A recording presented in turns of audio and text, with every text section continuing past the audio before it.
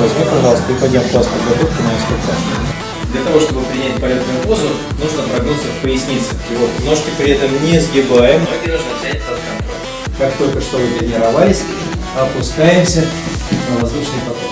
Во время полета старайтесь держаться ника, а все остальные смотрят и